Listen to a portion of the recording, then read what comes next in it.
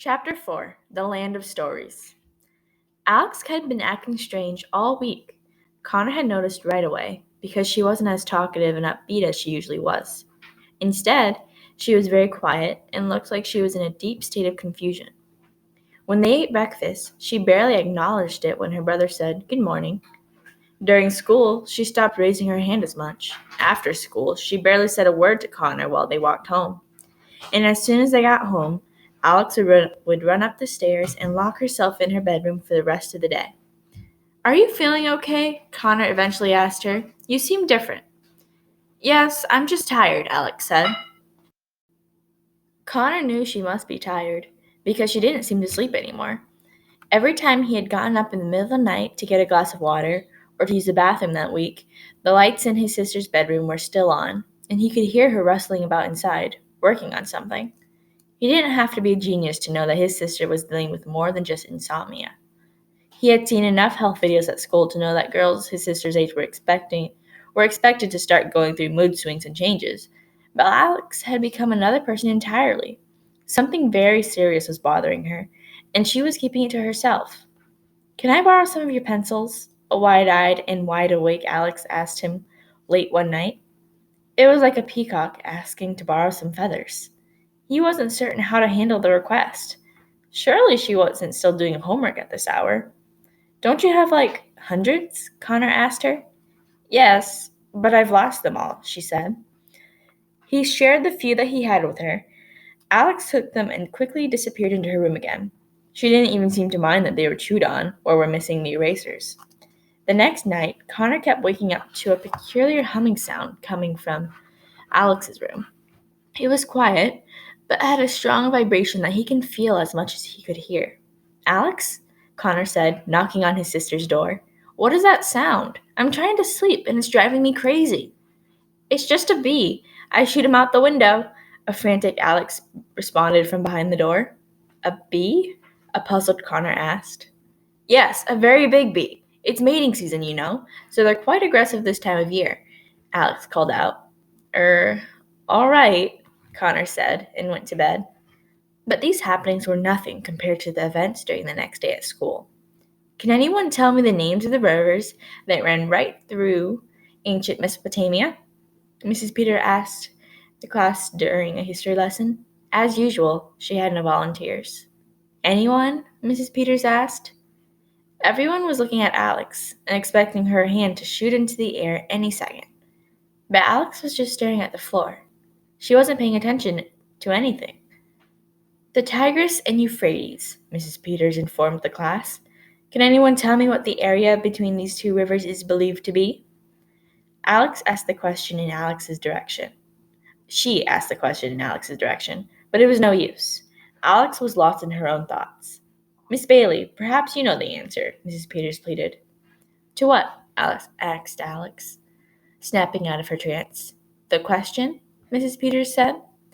"Oh," Alex said. "No, I don't." She rested her head on her hand and continued staring at the floor. Mrs. Peters and the rest of the class didn't understand what was happening. Alex always knew the answers. How was the class going to function without her? "The cradle of civilization," Mrs. Peters told the class, answering the question. "Many believe that mankind started there." "Miss Bailey!" Alex sat up quickly in her seat. The most shocking thing that had ever happened in the classroom had occurred. Alex Bailey dozed off in the middle of class. I am so sorry, Mrs. Peters," Alex pleaded. "I don't know what came over me. I haven't been sleeping very well lately." Mrs. Peters was staring at her as if she had just witnessed a gruesome rural animal give birth. That's all right," the teacher said. "Do you need to see the nurse?" "No, I'm fine. I'm just a little sleepy," Alex said. "I promise that'll never happen again." Connor had been watching the whole thing like it was a train wreck. All he could do was shake his head.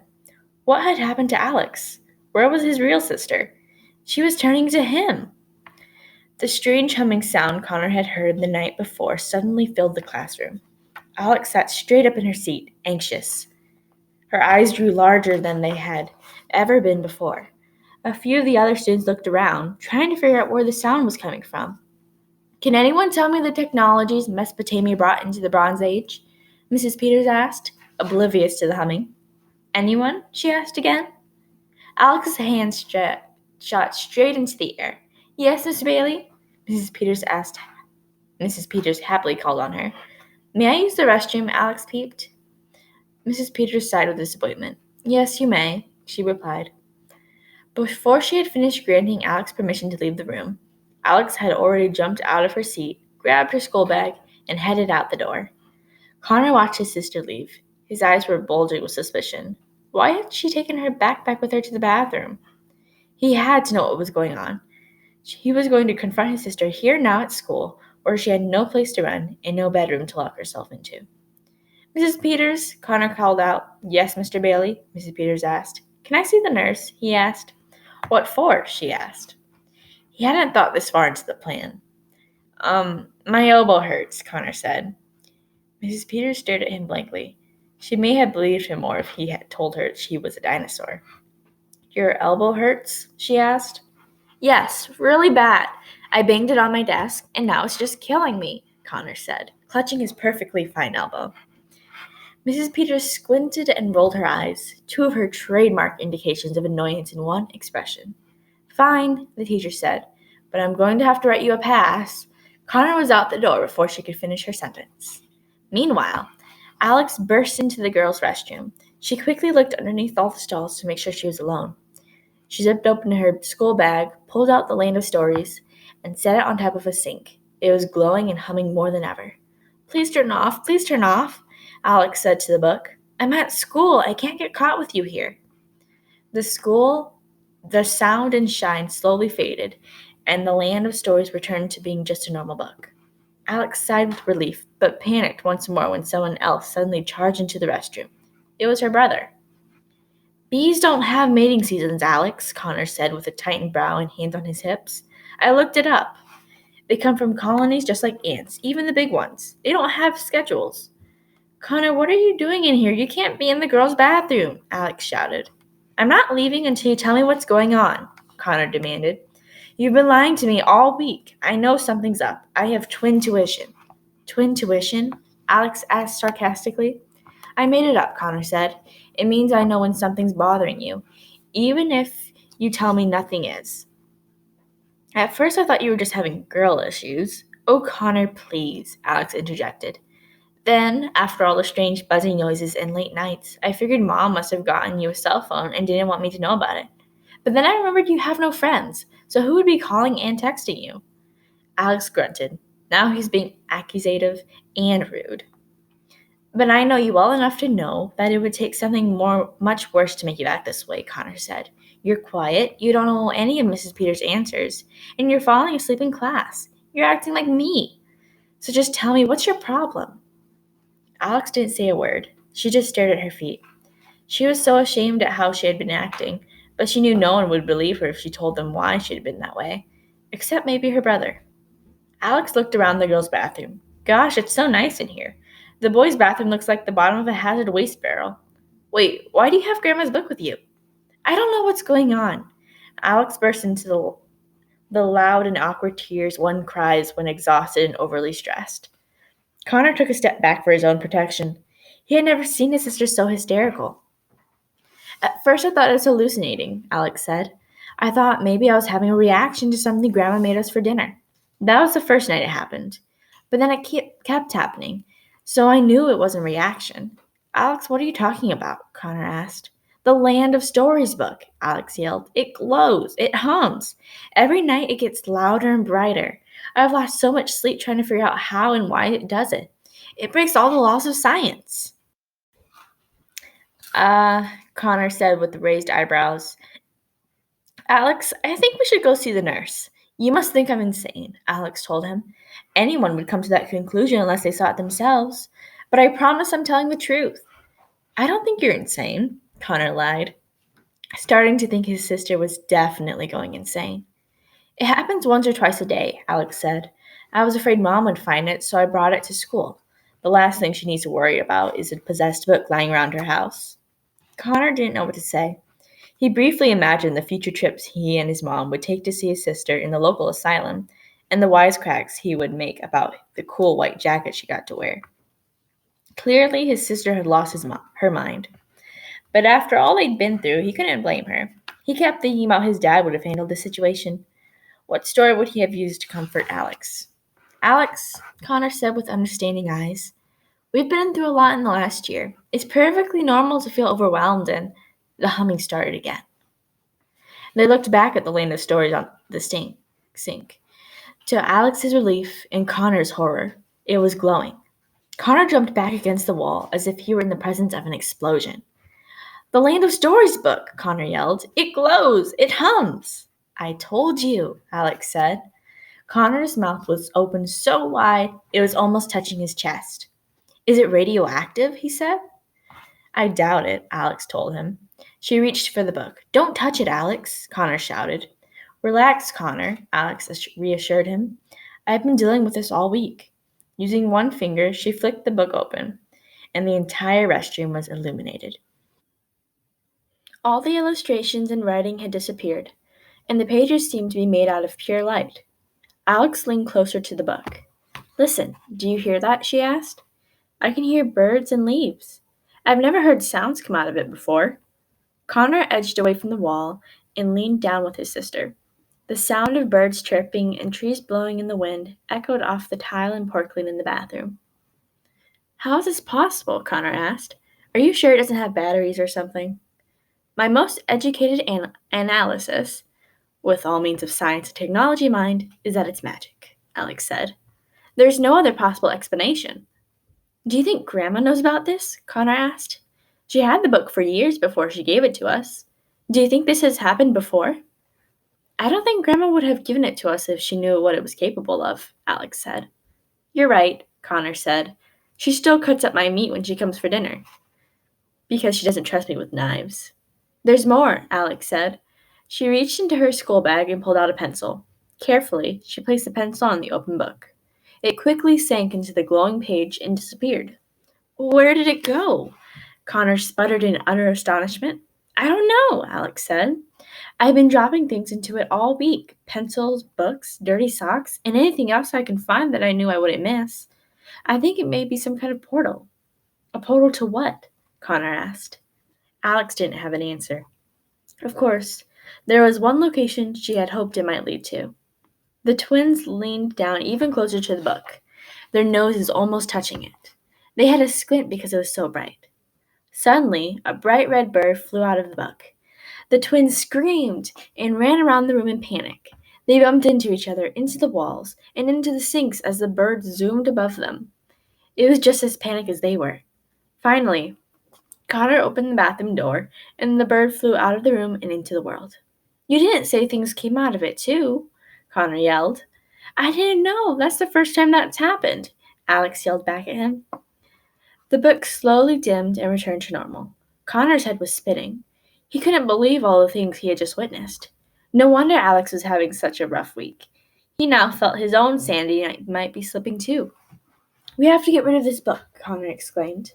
After school, we should ride our bikes down to the creek and toss it in so no one ever finds it. We can't get rid of it, Alex said. It's Grandma's book. It's been in our family forever. Birds are flying out of it, Alex. I'm sure she'll understand, he said. What if a lion or a shark comes out of it next? I know it drives you crazy when you don't know about stuff, but this is one matter you need to let go. It could be more dangerous than we think. Who knows what could happen? She knew her brother was right, but there was something about the whole situation that intrigued her past the point of reason. I think you're overreacting, Alex said. I don't want to get rid of it until I know more about it. She closed the book, put it back in her school bag, and walked out of the restroom. Alex, don't walk away! Alex! Connor called out after her. The twins returned to class. All the students were silently reading their history books. Alex, we need to talk, Connor whispered.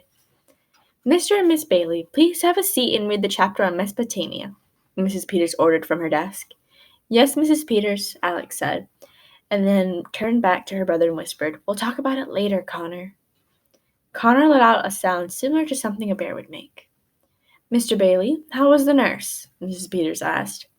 There was no need. My elbow started feeling much better before I got there, Connor said, holding the other elbow than the one he had previously claimed was hurting. Mrs. Peters raised an eyebrow so high it was almost above her. The twins sat at their desk and opened their history books, but neither of them could actually read. Their thoughts were so loud it was impossible to focus on anything. Connor kept looking up at his sister, hoping she'd turn around so he could make some sort of gesture to make her understand how serious the situation was. Alex could feel her brother's eyes on the back of her head, so she remained facing forward, set on ignoring him. And then, the worst possible thing that could have happened happened. The land of stores began humming in the quiet classroom from the inside of Alex's bag. She looked back at her brother, finally making eye contact. What were they going to do? Mrs. Peters had been so caught up in her lesson plan that she hadn't heard it earlier. Was it possible for her to miss it again? "What is that noise?" Mrs. Peters demanded. All the students were looking around the room, wondering the same thing. Alex and Connor were terrified.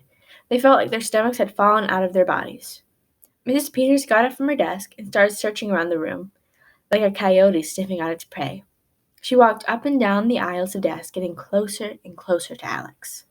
"If anyone knows what that is, they'd better tell me before I find it," the teacher warned.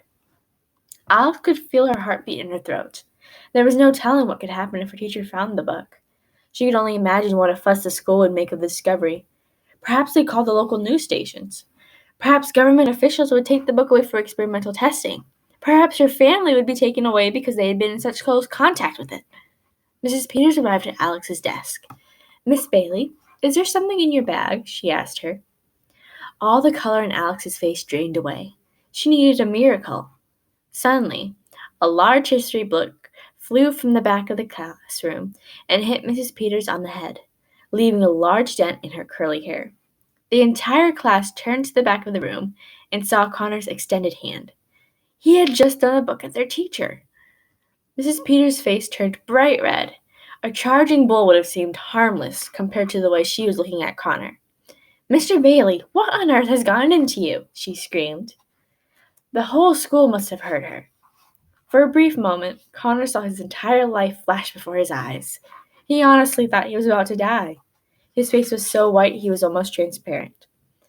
"I'm sorry, Mrs. Peters," Connor whimpered. "There was a bee. I didn't mean to hit you," he lied. Steam was practically coming out of the teacher's ears and nostrils. "Detention, Mr. Bailey, for the rest of this week and next week and the week after that," Mrs. Peters said. She returned to her desk and immediately began filling out every detention slip she had in her possession. Thankfully, the room had become so tense that everyone had forgotten about the humming sound. And even more thankfully, they hadn't noticed it slowly fade away.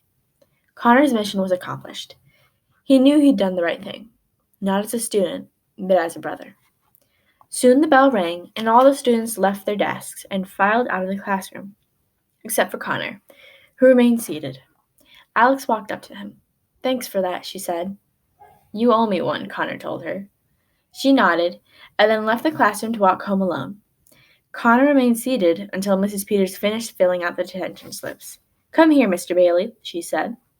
Connor approached her desk as if it were on fire.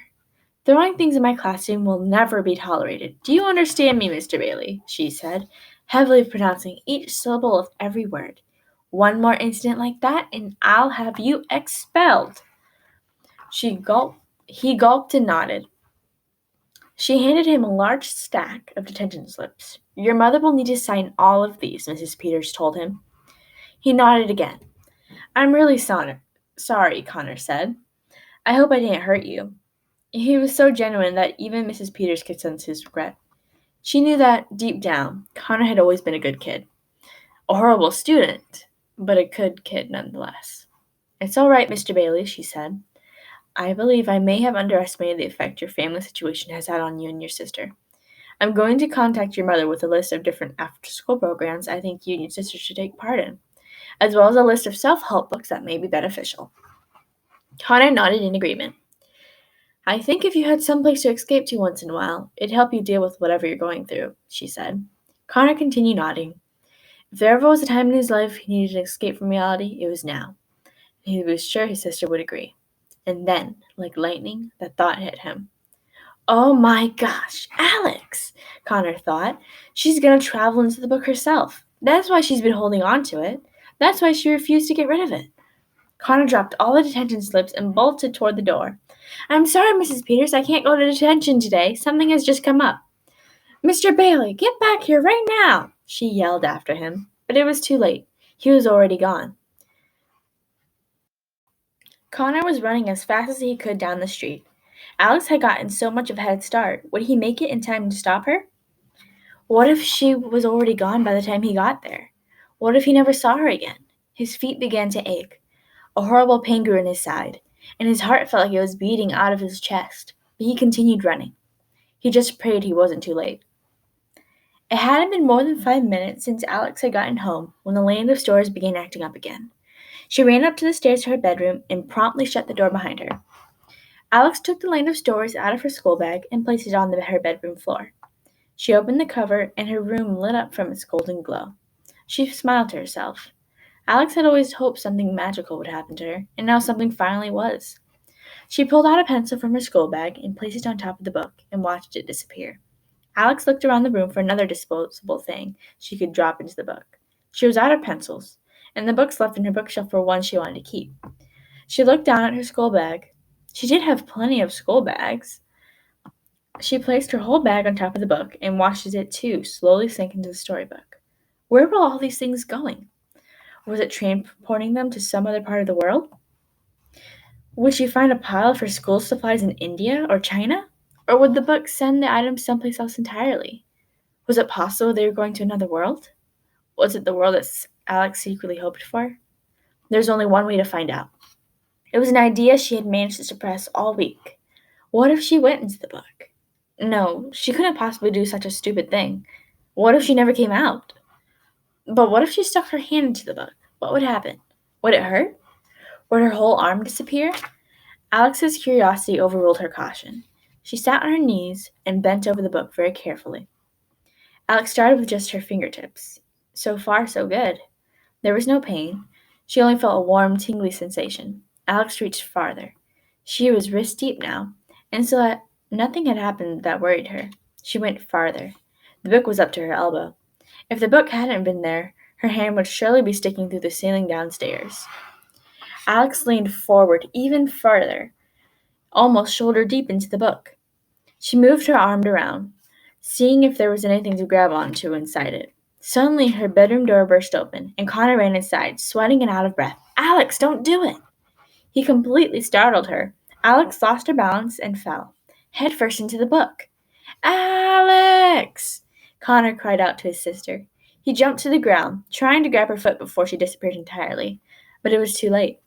Alex had fallen into the Land of Stories. Chapter 5 From the Mouth of a Frog. Alex was no longer in her bedroom. She was falling into a world of light. She fell farther and farther, faster and faster. She was dizzy and scared.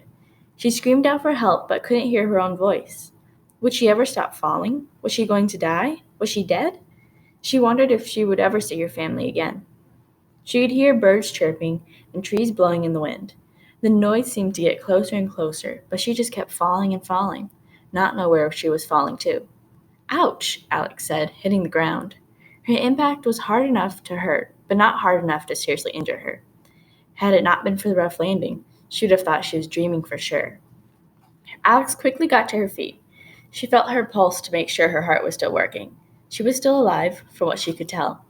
She was so thankful to have finally stopped falling. But where exactly had she fallen to? She was standing on a dirt path in the middle of a thick forest. The trees were tall and dark with bright green moss covering their trunks. The sun's rays shined through a light mist. Birds squawked from high in the trees, and if she listened closely enough, she could hear a tiny stream in the distance. Alex spun around, looking in all directions. Her breathing increased as she took in her new surroundings. Was she overreacting or not reacting enough to what had just happened? And what exactly had just happened? She looked up to see if there was an opening she had fallen through, hoping to see some sort of window into her bedroom. But all she saw were tree branches and the sky above. Where am I? She asked herself. Ah! As if he had fallen right out of thin air, Connor landed hard on the ground beside his sister. He was pale and screaming, and his limbs were stretched out in all directions. Am I alive? Am I dying? Am I dead? he asked from the ground with his eyes tightly closed. You're alive, Alex told him. She had never been so happy to see him. Alex, is that you? Connor asked. He slowly opened his eyes one at a time and looked around. Where are we? He asked as she helped him to his feet. It looks like some kind of forest, she said. It was unlike any forest they had ever seen, in real life at least. The colors were so vivid and the air was so crisp. It was as if they had fallen into a painting Alex was positive she had seen before. Look, Connor said, pointing to the ground. All of our pencils. The path was littered with the pencils Alex had been dropping into the book all week. She also found her school bag and a few of her dirty socks in the middle of the mess. But where were all the books she had dropped into the land of stories? So this is where they all went, Alex said. But where is here? Connor asked. How far away from home are we? Alex couldn't answer him. She was starting to become just as worried as he was. They were worse than lost. This is all your fault, Alex, he said. My fault? Alex yelled. We wouldn't be here if you had just knocked on my door instead of barging in like the house was on fire. I knew you were planning this, Connor said. I had to stop you.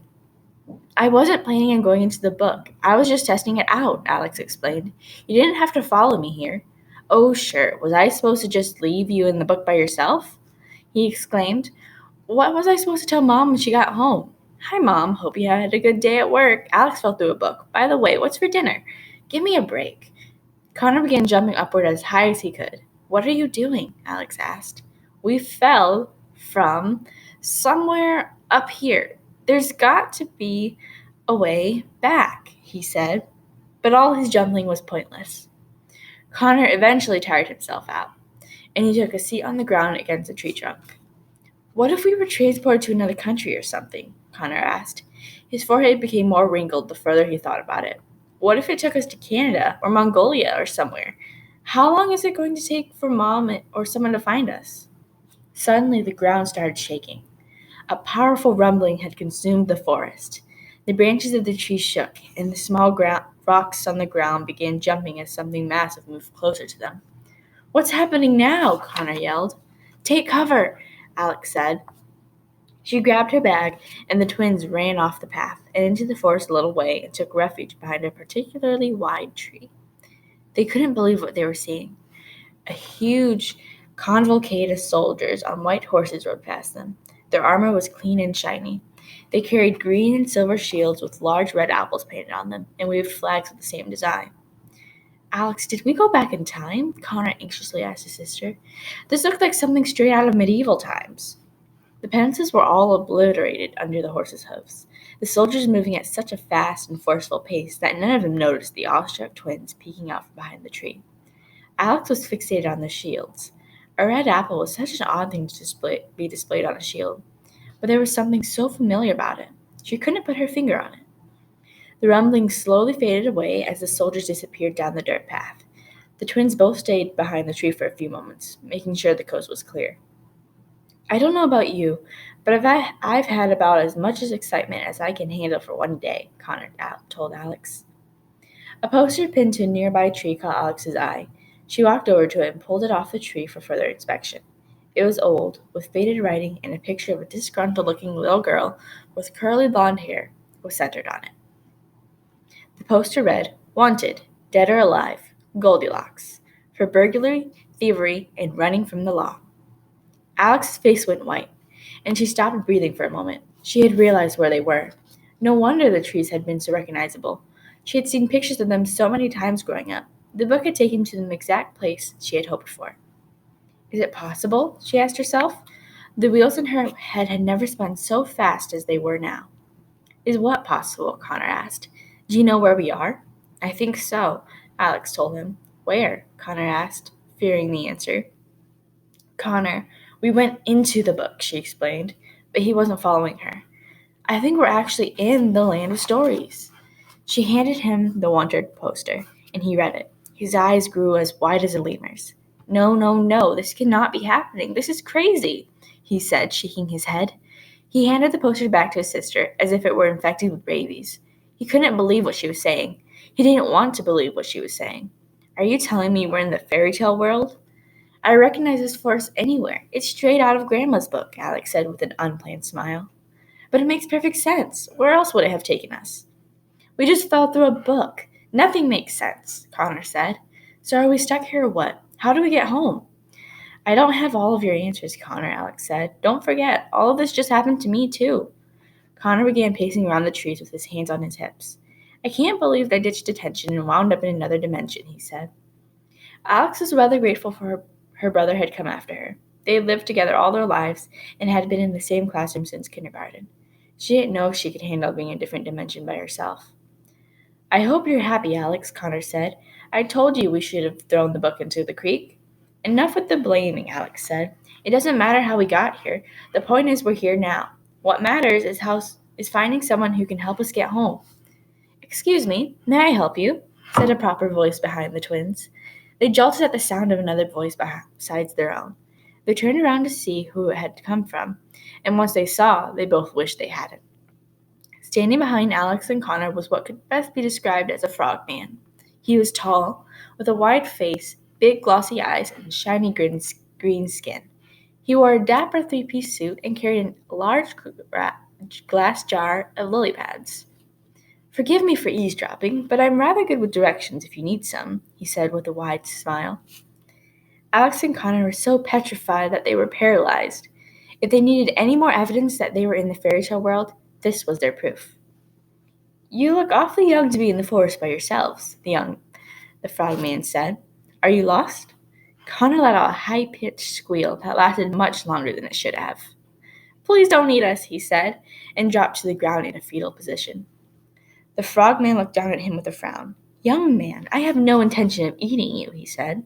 Is he always like this? The frogman asked Alex. Alex responded with a squeal almost identical to the one her brother had made. I know. Don't worry. I'm used to people screaming at me, the frogman told them. Get it out of your systems. The shock will only last a minute. We're sorry, Alex finally managed to say. It's just that where we're from, there aren't many, frog people. Sorry if that isn't the politically correct term for what you are. Connor let out another high-pitched noise. It wasn't a scream this time, but it was embarrassing nonetheless. The frogman studied their faces and paid special attention to their clothes. Where exactly are you from? Pretty far from here, Alex said. A piercing set of wolf howls echoed through the forest. All three of them jumped at the sound. The frogman looked around the trees with fear in his big, glossy eyes. It's getting dark, the frogman said. We'd better get inside. Please, follow me home. It's just a few minutes' walk from here. Nice try, Connor said. The wolves' howls echoed again. This time they were much louder than the first. Wherever the wolves were, they were getting closer. I know I look scary now, said the frogman to the twins, but I'm nothing compared to some of the creatures that lurk around these woods at night. I promise I will not harm you. There was such concern in his eyes that it was hard not to trust him. The frogman took off at a brisk walk deeper into the forest. Alex nudged Connor. We better follow him. Are you crazy? I'm not going home with a giant frog, Connor whispered to her. What do we have to lose? Alex asked. Besides our lives, Connor said. But despite his protest, he was dragged up by his sister and pulled in the direction the frogman was leading them. The twins hurried behind the frogman for a good while. They zigzagged behind trees and jumped over boulders and tree roots that stuck up from the ground. The deeper they went into the forest, the thicker the trees became. It got dark very quickly, and was almost pitch black by the time they reached the frogman's home. Alex and Connor stayed close together. With every step, they second-guessed if they had made a smart choice going with this strange creature. This way, he said. The frogman brushed aside some dead vines growing over a large wooden door that was camouflaged into the side of a small hill. He pulled the door open and led the hesitant twins underground. He looked back into the forest, making sure they hadn't been followed, before shutting the door behind him. It was very dark underground. Alex and Connor were so close together they could have been mistaken for Siamese twins. Forgive the mess. I wasn't expecting company, the frogman apologized, and lit a lamp with a match. Alex and Connor didn't know what to expect of the frogman's home, but what they were seeing definitely wasn't it. They were in a large room with dirt walls and a low dirt ceiling. Roots from a tree growing above them grew down like a chandelier. A cluster of big, cushy chairs and sofas, many of the cushions had the stuffing sticking out of them, sat in the center of the room and were angled to face a small fireplace. Nearby, teacups and pots hung from hooks over a tiny kitchenette. To Alex's delight, there were books everywhere. Shelves of books lined the dirt walls. Piles of books were stacked on every available surface and on the ground. It was as if the room were infested with literature. Connor, Alex whispered close to him, look around at this place. It's like we're having our own Lucy and Mr. Tumnus moment. Connor looked around and saw what she meant. If he offers us Turkish delight, I don't care what you say. We're getting out of here, he whispered back. It's a little dirty, but it's cozy, the frogman said. It's hard to find a landlord who will house a frog, so I did the best I could with what I had. He placed his jar of lily pads on the mantel and immediately started a fire in the fireplace. He filled a tea kettle with water from a pitcher, placed it over the fire, and took a seat in a big white chair closest to it. He crossed his legs and folded his hands neatly in his lap. He was one proper frog. Please have a seat, the frogman said, gesturing to the sofa in front of him. The twins reluctantly did as he asked. The sofa was rather lumpy, so they had to shift around in their seats to get comfortable. What are you? Connor asked the frog. Connor, don't be rude, said his sister, elbowing him in the side. It's quite all right, the frogman said with a complicated smile. I understand my appearance takes some time to get used to. Even I haven't fully adapted to it. You mean you weren't always a frog person? Alex asked as politely as she could. Heavens no, the frogman said. I was cursed years ago by a very aggressive witch. Why? Alex asked. She was fascinated by how casually he had said it. To teach me a lesson, I suppose, the frogman told her. I used to be a very vain young man. The witch transformed my appearance so I would lose all the things I took for granted. His wide smile softly faded. It had obviously been a very long and painful experience for him, and he still had a sad sense of loss and longing about him. The twins had never seen a frog look so sad. I can't imagine what that must have been like, said Alex, beaming with sympathy. Can we call you Froggy? Connor asked with a small smirk. Connor, Alex reprimanded. It's quite all right, the frogman nodded, and his smile returned. I've learned that the more people embrace their disadvantage, the less disadvantaged they become. Please, call me Froggy. I'd prefer it. Connor shrugged and smiled. May I get you some lily pad tea? Froggy asked the twins. Both the twins nodded. They didn't want to seem rude. Froggy retrieved the tea kettle from the fire and hopped, literally, to the kitchenette and poured water into 3 teacups. He opened the jar on the mantel and dropped a lily pad into each teacup and stirred. Do either of you take flies with your tea? He asked, reaching for another jar on his mantel, this one filled with dead flies. No thanks, Connor said, trying to quit. Suit yourself, Froggy said, and dropped a few flies into his tea. He handed them each a teacup and reseated himself across from them. They stared down at it for a few moments before deciding they'd at least pretend to drink it. What are your names? Froggy asked the twins. I'm Alex, and this is my brother Connor. A large and happy smile came to Froggy's face. Are you by any chance Alex Bailey? Froggy asked, grinning from ear equivalent to ear equivalent. Yes? Alex was shocked. How did this amphibian know who she was? As in, this book belongs to Alex Bailey? Froggy asked. He looked over the side of his chair and pulled up a stack of books, opening one to show where the phrase was written inside it. Those are my books, Alex said excitedly, recognizing the books she had dropped into the land of stories. I was wondering what had happened to them. It was so peculiar, Froggy explained. I was out collecting flies and was walking down the path to the swamp when one just fell from the sky and landed on my head.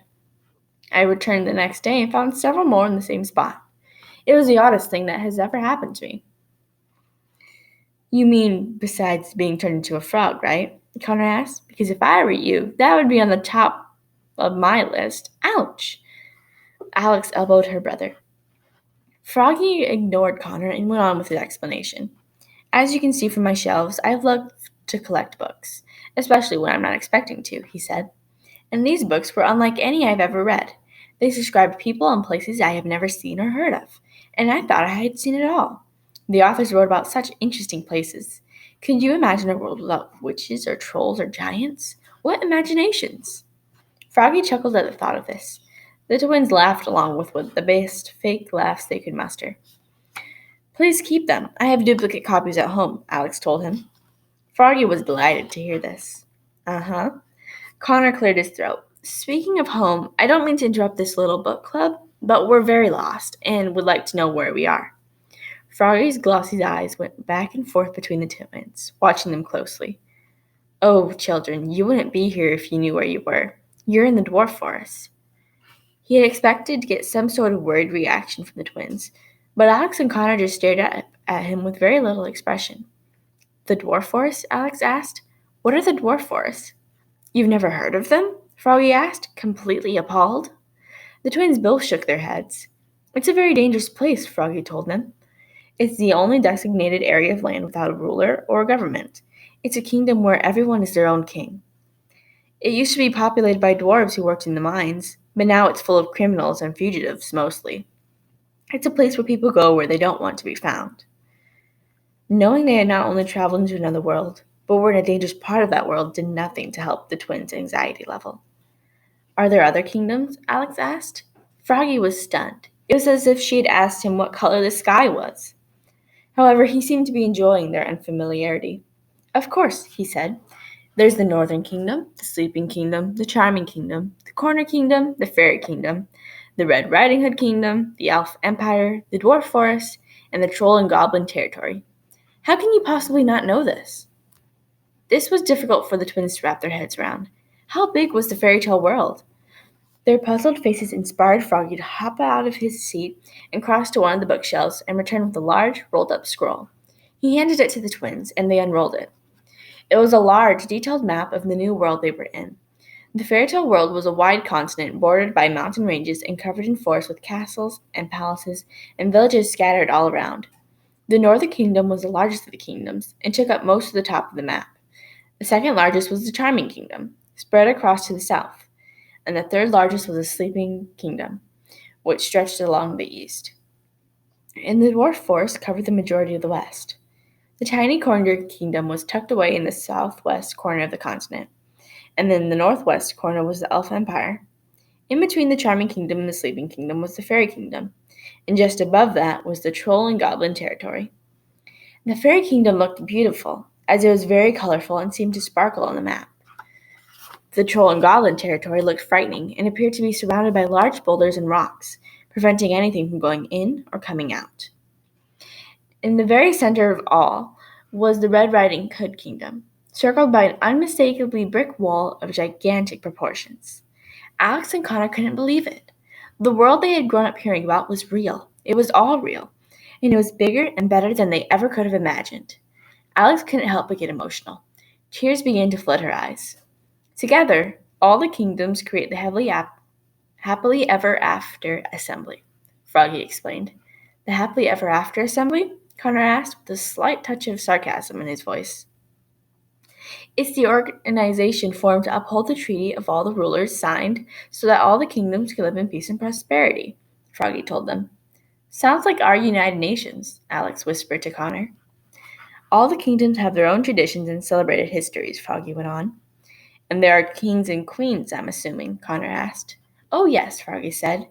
The Northern Kingdom is ruled by Queen Snow White. The Corner Kingdom is watched over by Queen Rapunzel. The Sleeping Kingdom, formerly known as the Eastern Kingdom, but renamed after the dreadful curse upon which it was placed, is governed by Queen Sleeping Beauty. And of course, the Charming Kingdom is ruled by King Charming and his wife, Queen Cinderella. Wait, are these the current monarchs? Alex asked with a spark of excitement in her eyes. You mean Cinderella, Snow White, Sleeping Beauty? They're all still alive? Of course they are, Froggy said. Oh my goodness, that's wonderful, Alex said excitedly. Isn't that wonderful, Connor? Whatever, Connor mumbled. How old do you think they are? Froggy asked. Queen and Snow White and King Charming have only been married a few years. Queen Cinderella and King Charming are expecting their first child soon. Queen Sleeping Beauty and King Charming are sadly still trying to restore their kingdom to consciousness after that horrible sleeping spell it was placed under. Wait, Connor said. Are you saying all these queens are married to the same guy? Certainly not, Froggy said. There are 3 King Charmings. They're brothers. Of course, Alex said. Snow White, Cinderella, and Sleeping Beauty all married Prince Charming. There's more than one. How come I never thought about that? Connor's eyes were fixed on the map. He kept searching for some kind of road or bridge that would lead them back home, but he found nothing. Why are there a bunch of rocks around the Troll and Goblin territory? Connor asked. As a punishment, Froggy said. Trolls and goblins are nasty creatures and have a habit of kidnapping people and turning them into slaves. The Fairy Council forced the trolls and goblins into one territory, and none of them are allowed to leave without permission. Fairy Council? Alex asked. This world was almost too good to be true. Yes, they're a group of the most powerful fairies of the kingdoms, Froggy explained. Cinderella's fairy godmother is one of them, and so is Mother Goose. And all the fairies that blessed Sleeping Beauty when she was a baby are on it too. They rule the fairy kingdom and are the leaders of the Happily Ever After Assembly. Is the Red Riding Hood kingdom under some sort of punishment too? Connor asked. Why is there a huge wall built around it? Alex looked down at the map and back up at Froggy, equally curious. That was the result of the CRAWL revolution. What was the Crawl Revolution? Alex asked. The citizens' riot against wolf liberty, Froggy explained. The Red Riding Hood Kingdom used to be a group of villages in the Northern Kingdom that were constantly under attack by wolves. They begged the evil queen, Snow White's stepmother, who was on the throne at the time, to help them. But the evil queen was too occupied with her vanity. They started their own kingdom. They built a huge wall around it so no wolves would get in. And now Red Riding Hood is the queen? Alex asked. Yes, she's the only elected queen in history, Froggy said. The villagers figured her story was the most symbolic of the struggle, so they chose her to lead them. But isn't she just a little girl? Alex asked. No, she's a young woman now. A very self-obsessed young woman from what I hear. After all, she named the kingdom after herself. Her grandmother does most of the decision-making while she takes all the credit, Froggy said. Unfortunately, the Crawl Revolution only led to the rise of the Big Bad Wolf Pack. The Big Bad Wolf Pack? Connor asked. Yes, they're the descendants of the original Big Bad Wolf. They travel around terrorizing villages and attacking unsuspecting travelers, Froggy said. Oh, joy, Connor said sarcastically. I'm sorry I asked. But besides that, things are very peaceful throughout the kingdoms, Froggy said. His voice drifted off, and uncertainty grew on his face. That was until a week ago. The twins leaned forward. What happened a week ago? Alex asked. The evil queen escaped from the dungeons of Snow White's palace, Froggy told them. I thought everyone had heard. It's news to us, Connor said. That can't be good, Alex said. How'd she escape? No one knows, Froggy said. She just vanished, along with her magic mirror. Snow White's army has been searching throughout all of the kingdoms for her. They pass through these woods at least twice a day. So far, they've found nothing, not even a footprint to lead them in her direction. Do you think they're going to find her? Connor asked. I hope so, Froggy said. She's a very dangerous woman. She's the only queen in history to lose her throne. I couldn't imagine the revenge she must be seeking. Who knows what she's planning to do next? Alex suddenly became very tense. It had just occurred to her that, along with all the characters she had grown up loving, all the ones she hated and feared actually existed too. It made her feel very uneasy and very unsafe. The fire in the fireplace began to fade, and Froggy got up to add another log. The twins' eyes and mouths were wide open, and their heads were spinning from all this new information. Exactly how far away do you live from here? Froggy asked as he sat back down across from them. The twins looked at each other, back at Froggy, and then back at each other. They didn't know what to tell him. Would he believe them if they told him the truth? It's practically a different world, Connor said. Alex shot him a dirty look, and then nervously laughed, trying to make light of what her brother had just said. Froggy wasn't laughing. He sat straight up in his seat, and his face grew very still, with an intensity in his eyes, as if he had found the solution to a mystery. Interesting, Froggy said, eyeing the twins back and forth. Because if I didn't know any better, just from the way you dress and the way you speak, and the way you were so surprised at basic history, I would say that there was a very good chance that you are indeed from a different world. They didn't understand what he was trying to say. Did he know something that they didn't? Just out of curiosity, have you ever heard of another world? Alex asked him. Or preferably, how to get back to it, Connor added. Froggy studied their faces even more intently for a moment. He got up again and went to a bookshelf on the far side of the room. He rustled through the books, looking for something of special interest. Finally, he found it. A small leather-bound book with a red band around it. Have either of you ever heard of the wishing spell? Froggy asked the twins. Alex and Connor shook their heads. Froggy flipped through the pages of the journal. I assumed not, he said. It's a legendary spell comprised of a list of items. And apparently, when you put the items together, you're granted one wish. It doesn't matter how extravagant the wish is. The wishing spell will grant it. Many people believe that it's only a wish, and I did too, until I found this journal. What does that journal have to do with anything? Connor asked. It was written by a man from the Charming Kingdom, Froggy said. He managed to discover what these items were, and he recorded his journey to find them. His one wish was to reunite with the woman he loved, and in the journal he claimed she lived in another world. Alex and Connor sat straight up. They were sitting on the edges of their seat without realizing it. I thought the man writing the journal was crazy. I didn't believe another world could exist until I began finding your books, Alex. And then when I saw you bickering in the forest, I knew you two were different, Froggy said. I knew you had to be from the place that the man had written about. The twins were happy the truth was out. Froggy seemed genuinely excited about the whole thing. Did he make it? Alex asked. Did the man cross over into the other world? He must have, Froggy said. The journal ends when he found the last item. Froggy handed the twins the journal and took a seat in his chair. Wherever you're from, if it's home that you wish to go back to, I think your best chance is by following this journal. The twins went silent for a moment. They stared down at the journal in his hands with immense hope. What items does the spell require? Alex asked. All sorts, from all over, Froggy told her. But the journal gives great instructions on where and how to find them. Some are very dangerous to get to. Of course they are, Connor said. Typical.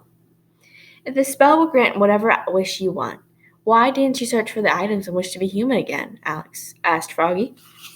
Froggy thought about this for a moment.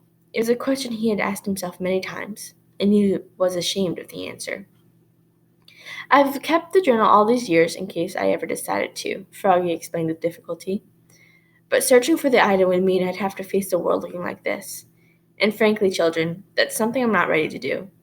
It's something I don't think I'll ever be able to do. He spoke from a place of deep sadness. Clearly, he wasn't finished learning the witch's lesson yet. It's getting late, Froggy said. Why don't you sleep on it and decide what you want to do in the morning? You're welcome to stay here as long as you'd like. Thank you, Alex said. I hope we aren't a bother. No bother at all, Froggy smiled earnestly. Froggy got them a large blanket to share. He blew out all the lamps and put out the fire in the fireplace. Alex and Connor tossed and turned with thoughts of the wishing spell all night, but there was no decision to make. If the journal offered a possible way home, they would have to do anything and everything it instructed them to. They had no choice. They were about to embark on the greatest scavenger hunt of their lives.